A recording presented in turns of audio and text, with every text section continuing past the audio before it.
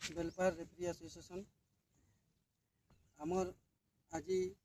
विश्व परिवेश उद्देश्य आम वेलफेयर रेफरी एसोसिएशन सदस्य मानक एवं आमर लिमटिकरा ग्रामर किसी भाई बंधु मन को नहीं एकत्रित होइछु गछ रोपण करने यह एक बड़ सुजोग जोटा कि आम